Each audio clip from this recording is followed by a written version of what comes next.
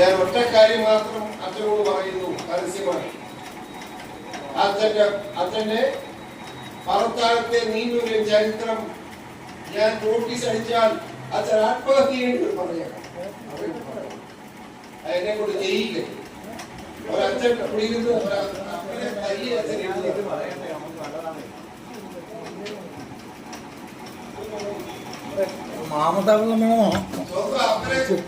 കൂട്ടിട്ട് ചവിട്ടി അപ്പം വീട്ടിൽ ആ അച്ഛന്റെ കയറി ഈ അച്ഛൻ ഉണ്ടാകാതിരിക്കാൻ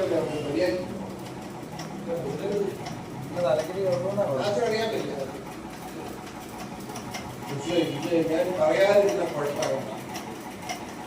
ഇന്ന് അച്ഛൻ ചെയ്ത പണി നാളെ കൂടെ ചെയ്താൽ ഞാൻ ഈ പറഞ്ഞ നോട്ടീസ് കൂടെ ഇറങ്ങും. എന്റെ പേര് അച്ഛന്റെ 2 പണിയിൽ നടന്ന ചരിത്രം പറയാൻ പോകുന്നുണ്ട്.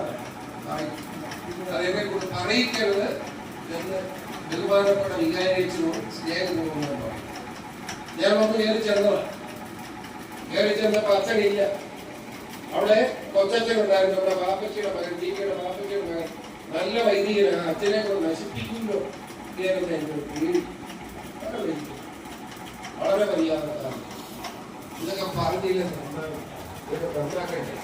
ഇത് മുമ്പ് ഇങ്ങനെ ഇരുന്ന് നന്നാക്കേണ്ടവരെ നന്നാക്കി തന്നെ പോയാണ് ഞാൻ ജീവിക്കുന്നത്. അങ്ങനെ പേടിക്കുന്നൊന്നുമില്ല. ഇവിടെ പണ്ടിരുന്ന അച്ഛൻ ഇവിടെ പ്രകടനം നടത്തിയിരിക്കുകയായിരുന്നു. കർണാടക ഓർക്കുന്നുണ്ടോ? കർണാടക പല അന്ന് ആ പ്രകടനത്തിന് നേതൃത്വം കൊടുത്ത ആളോട് ഞാൻ പറഞ്ഞു, അയാളെ വീടിന്റെ വാതിൽ പോയി നീ മുടിഞ്ഞു പോകൂടാന്ന് ഞാൻ പറഞ്ഞു. നീ മുടിഞ്ഞു പോകൂടാ എന്ന് പറഞ്ഞു. വലിയ പ്രായമുള്ള കാലത്ത് വീടും അന്വേഷിച്ചേരെ അയാളും ചത്തും, അയാളുടെ മകളും ചത്തും, അയാളുടെ മകനും ചത്തും.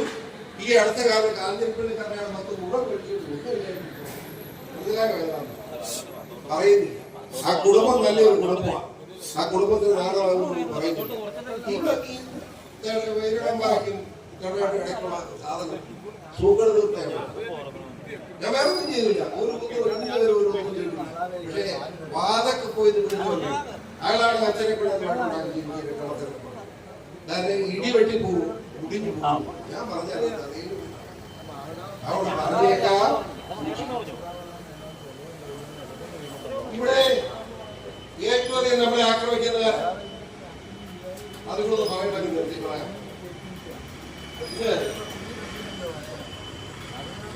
പ്രിയ ദിവസം മൊത്തത്തിൽ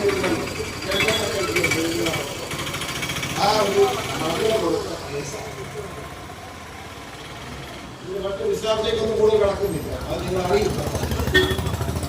എന്താ കാര്യം? അവർ ഇസ്രായേലിൽ കിടന്നപ്പോ അവരുടെ പേരിൽ കള്ളയൊപ്പിട്ട് നോട്ടറി അറ്റസ്റ്റ് ചെയ്ത് ചില കച്ചവടം.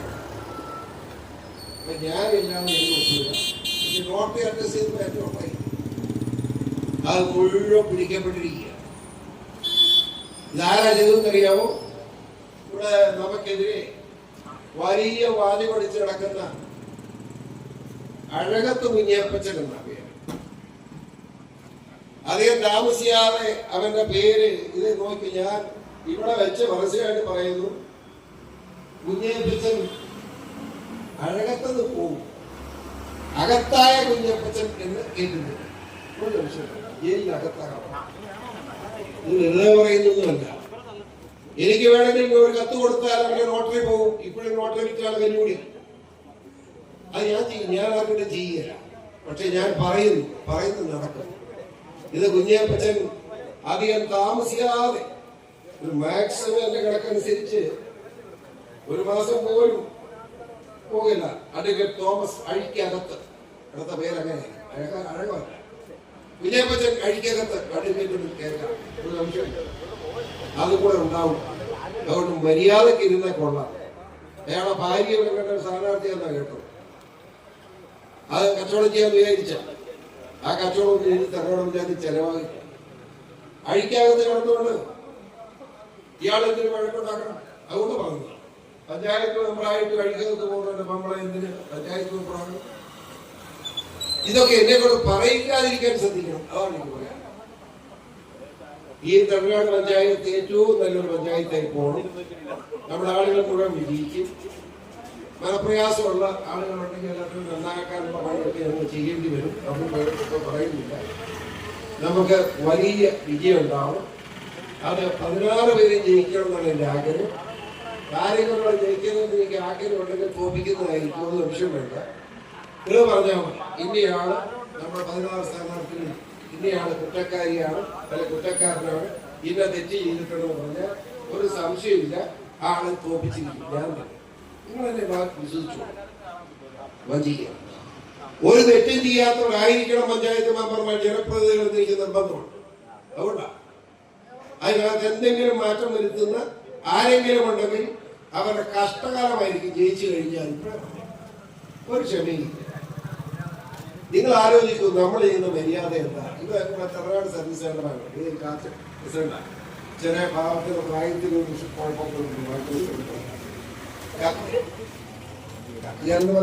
ചായ കുടിച്ചു കൊടുക്കുക.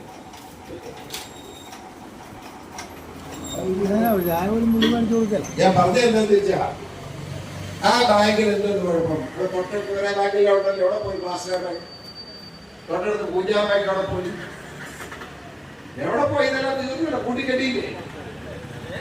പോയി പോയി അതായത് ഈ കൊയ്യൊക്കെ ഏറ്റവും നല്ല ബാങ്ക് അത് കൂട്ടിക്കെട്ടി. എന്നാൽ തമിഴ്നാട് ബാങ്ക് നിലനിൽക്കും.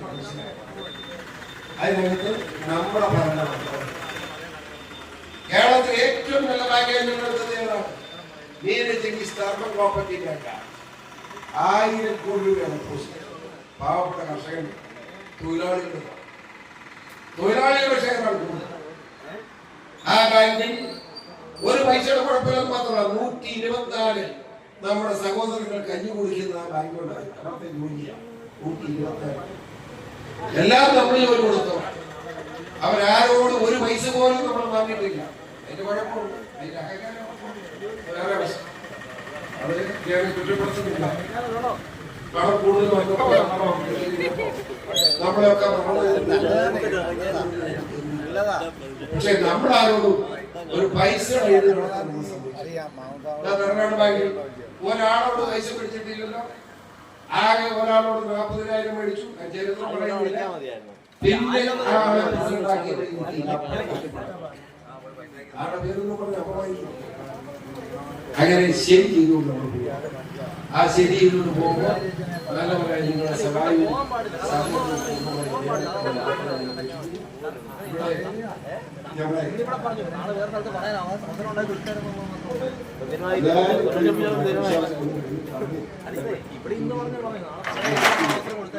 എല്ലാവരും ആത്മാർത്ഥമായി ശ്രമിക്കുക.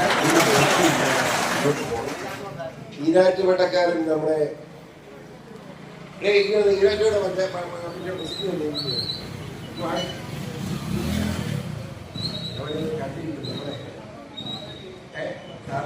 പേര് മുഹമ്മദ് ഷാജി കാട്ടിലെ അറിയണം.